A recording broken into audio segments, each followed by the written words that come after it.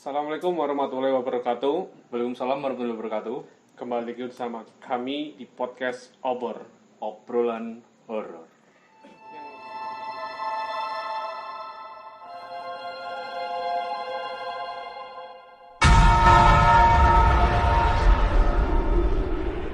yang selalu setia menemani kalian di setiap malam-malamnya.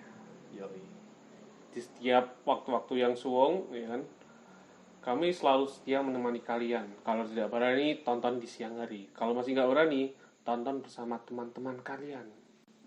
Gak usah panik, gak usah ngamuk, sing tenang. Lah kok ngamuk? Oke, kali ini kami akan mengisahkan soal kisah seorang Aing Maung. Namanya Aing Maung. Dengan user Twitternya yaitu Isdiarto, double O. Dengan judul Teror Sumpah Pocong. Bagaimanakah cerita dari Aing Maung dengan terornya seperti apa? Apakah mencekam dan seperti apa kisahnya? Tonton terus video ini sampai selesai. Jangan lupa siapkan amunisi untuk menemani pada kesempatan hari ini di cuaca hujan, teh hangat, kopi, Pidato, Mas. iya.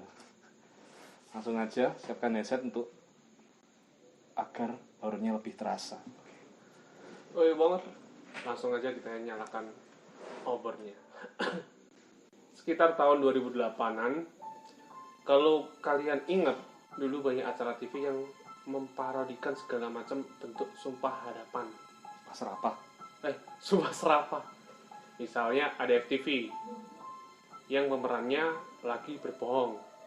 Buat nutupin kebohongannya, dia ngucapin sumpah sambil nunjuk langit. Sumpah sambar gledek. Dan boom, dia sambar gledek. Nah, acara TV ini yang mungkin jadi salah satu penyebab maraknya penggunaan kata sumpah. Ya bener juga, Mas. Di kalangan bocil-bocil sekolahan gue, aku tujuannya buat dijadiin alibi kalau kita lagi bohong. Wes, Mas. Oh iya.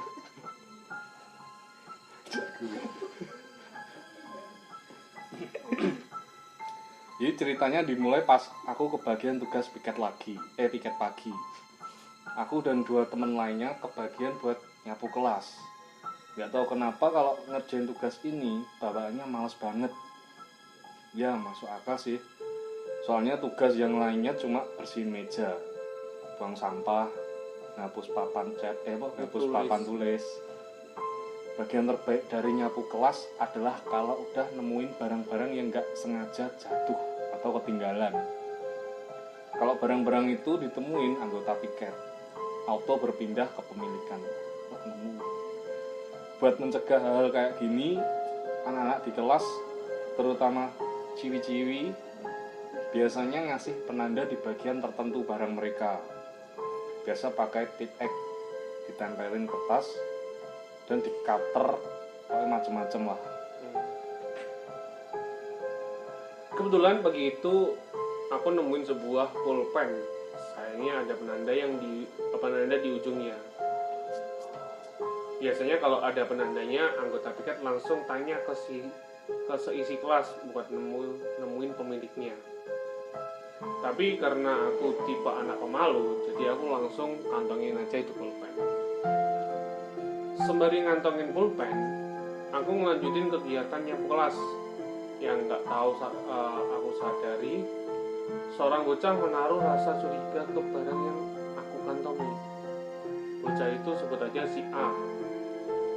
Terus ngawasin aku sampai aku selesai nyapu. Itu pulpen punya aku, balikin,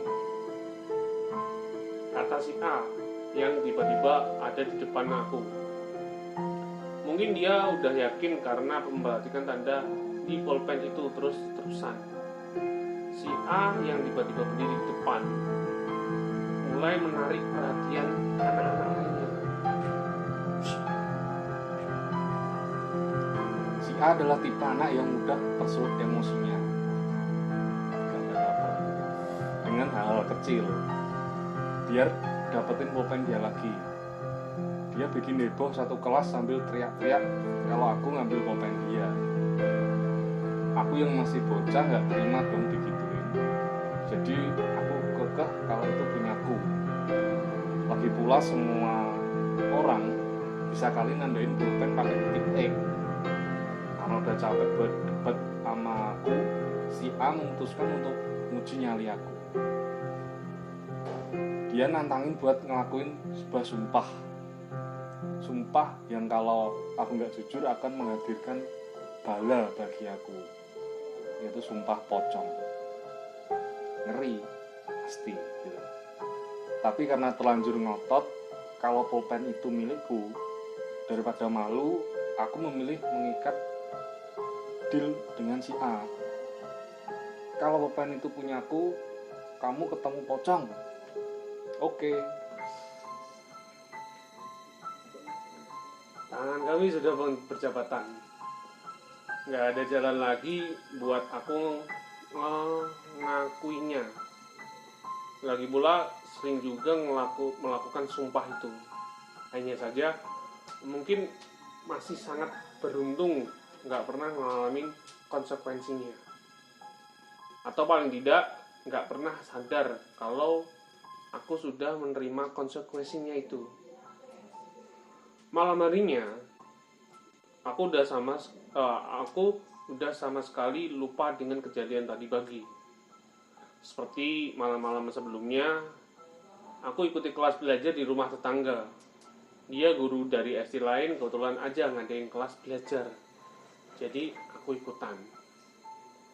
Di tengah-tengah belajar, nggak kayak biasanya, aku sakit perut. Mungkin karena sorenya kebanyakan jajan ciki-cikian. Jadi izin buat ke toilet terlebih dahulu. Kebetulan temen aku juga mau ke kamar mandi. Jadi aku bisa merasakan tenang di toilet. Guru lesku punya bilik kamar mandi terpisah. Satu untuk toilet dan satunya lagi untuk kamar mandi. Keduanya terpisah oleh tembok. Atap kamar mandinya terbuka. Mungkin untuk menghemat penerangan karena aku yang sakit perut. Aku yang pakai toiletnya.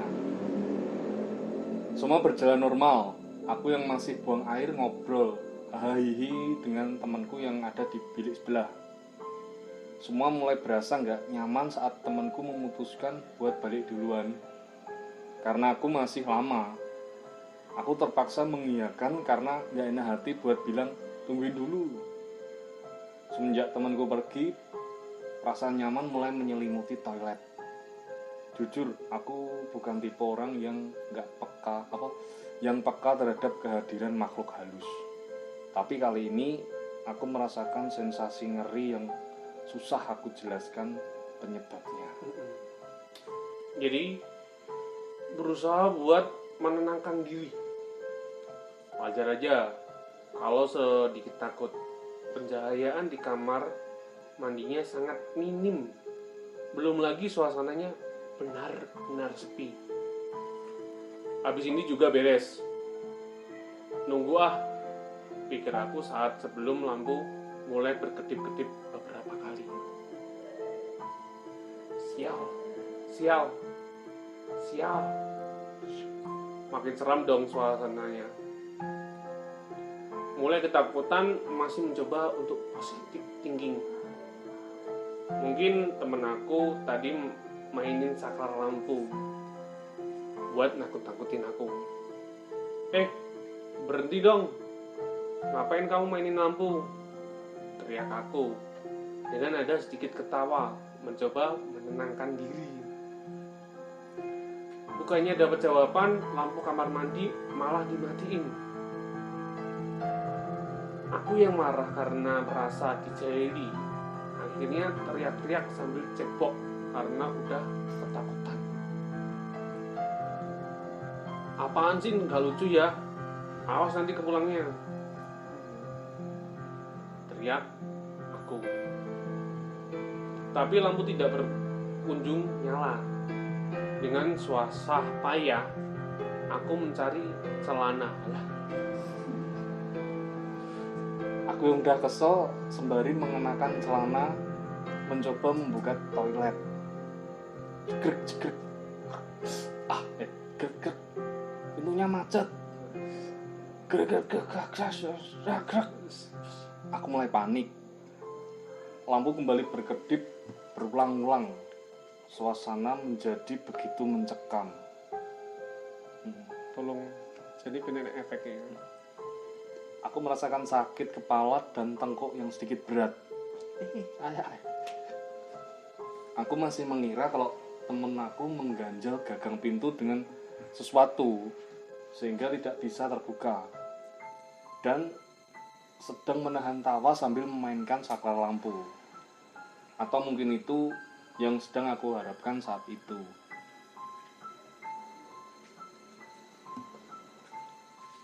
Apaan sih? Wah, berhenti dong. Berhenti nggak? Bukain pintunya. Teriak aku sambil ngebanting-banting gagang pintu.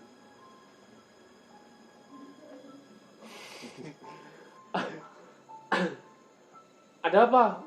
Kenapa? Dari dalam aku mendengar suara beberapa temanku di balik pintu. Syukurlah,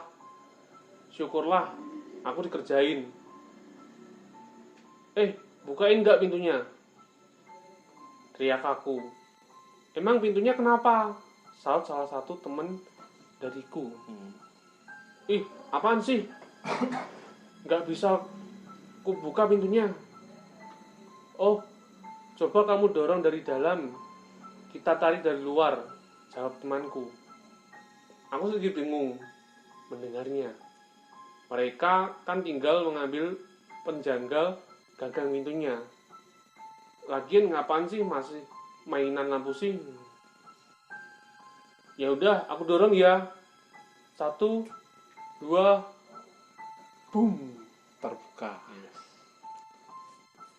Aku sangat senang bisa keluar dari toilet. Lain ceritanya dengan teman-teman yang langsung mundur serentak saat pintu terbuka. Apa sih kalian ngerjain aku? Teman-temanku menunjukkan ekspresi sedikit bingung, terutama salah satu temanku yang berada paling depan. Sebut saja si B. Dengan si H. Betok. Dia masih menelentangkan tangan yang dia lakukan untuk memundurkan teman-temannya yang lainnya itu saat pintu itu terbuka. Iya. Ngerjain gimana ya? Jawab teman yang nganterin aku ke toilet tadi. Lah, kalian kan Jan. Belum selesai debat, guru kami memanggil dari ruang belajar. Terpaksa aku nggak marah dulu ke teman-teman dan kembali ke ruang belajar. Ada apa ini? Kok teriak-teriak? Tanya bu guru. Ini bu, pintu toilet nggak bisa dibuka, diganjal si C. Teman yang nganterin aku ke toilet tadi. Walah, pintu toilet emang susah, suka macet itu. Harus diangkat biar terbuka. Oke. Aku merasa konyol tadi teriak-teriak. Tapi bu, masa teman-teman mainin lampu sih pas aku tadi di toilet? Kan jadi serem. Aduku ke bu guru. Teman-teman yang mana? Tadi semua di sini kan. Cek, kamu tadi langsung ke sini kan habis dari kamar mandi? Tanya si ibu guru. Si C hanya mengangguk kepala dan kembali duduk. Selesai les, aku nggak bisa marah-marah ke teman-teman karena mereka langsung dijemput. Akhirnya aku memutuskan untuk pulang sebelum si B tiba-tiba mau menyampirin aku. Tadi kamu kenapa di toilet? Tanya si B. Buang air lah. Kalian tadi kan apa? Kok ganggu aku? Jawab aku sedikit kesal. Kami kan tadi nyamperin kamu, soalnya kamu teriak-teriak. Jawab si B. Tapi pas di dalam toilet kamu bareng siapa? Lanjut B bertanya. Apaan sih? Kan tadi aku bareng si C. pikirku sampai aku sadar sesuatu. Dalam toilet, tanyaku. B sedikit menengok ke arah ruang guru kami. Kemudian dia menganggukkan kepala. Aku tadi sendirian kok. Jawabku sedikit ragu. Mungkin B berusaha nakut-nakutin lagi, pikirku. Sebenarnya aku tadi lihat orang di belakang kamu pas bukain pintu. Kata B sedikit menunduk. Orang? Apaan sih kamu nakutin aku lagi? Belum selesai bicara, B mempraktekkan gerakan aneh yang sedikit familiar bagiku. Aku pernah menontonnya gerakan itu di sebuah FTV. B menyedekapkan kedua tangannya ke dada, lalu membungkuk-bungkukkan, meluruskan tubuhnya beberapa kali. Dia tinggi, berdiri di belakang kamu. Aku gak yakin, mungkin matanya melotot ke arah kamu, ucap si B, sambil terus mempraktekkan gerakannya. Dek. Seketika itu, aku merasakan ngeri di seluruh sekujur semua tubuhku. Aku ingat gerakan itu. Gerakan membungkuk meluruskan tubuhnya itu sangat menggangguku. Ingat, gerakan itu pernah dilakukan pocong di FTV yang pernah aku tonton dulu. Seketika ingatanku kembali kejadian tadi pagi. Aku sekarang mulai ketakutan dengan sumpah yang tadi aku ucapkan. Mungkin seharusnya aku nggak sok berani buat sekedar menutupi kebohongan yang nggak berfaedah. Yang bahkan pulpennya juga langsung hilang di tengah pelajaran tadi. Ya itulah sekian pengalaman horor yang pernah aku alami. Ini cerita dari Mas Aing Maung Isdarto. Gara-gara pulpen tok. Gara-gara pulpen sumpah ketemu pocong. Pulpen ku ndi? Ora njupuk, sumpah. Sumpah. Rasa kepusi. Ani sumpah. Sumpah. Sini aku pernah Mas Piye ketemu ku ini. Biasanya kan mitosnya kan seneng neng pohon pisang. Nah, Mbah Yai Yanto ngerti omahe pertelon iki ngidul enek gang nganan. Sing kowe tau ngeteri aku ning kancaku mandeg ku lho. Lah gang mlebu iki Pak Yanto. Nah, zaman biyen kuwi, zaman dulu itu kalau main petak umpet itu seluruh desa. per RT loro telu lah. Nah, itu pernah ngumpet di dekat rumah Pak Yanto itu. Nah, sama temanku ketemu sama si itu pas posisi di pelepah pisang itu. Ya impresif langsung. Impresif. Melayu aku. Ya itulah sedikit cerita. Sebenarnya untuk semuanya itu kejujuran adalah nomor satu. Nggak usah cuma buat suatu alasan hanya untuk menutupi suatu kesalahan. Lebih baik jujur apa adanya. Jujur itu kalau salah ya udah salah, perbaiki, ngakuin lah. Iya. Tapi kebanyakan sih orang lain tuh mengejudge kita itu kalau salah. Padahal kalau salah itu dibenarkan, jangan disalahkan. Buat kalian yang punya cerita horor bisa di-share kami lewat link yang ada di deskripsi. Atau juga bisa lewat akun media sosial Obar-Obor di Instagram dan Twitter. Langsung saja kalian follow. Oke. Oke, terima kasih juga untuk Aing Mau. Terima kasih udah mengizinkan kami mengangkat tweetnya ke channel YouTube kami yang bukan milik pribadi. Oke. Mohon maaf bila ada salah kata atau salah ucap dalam menceritakannya.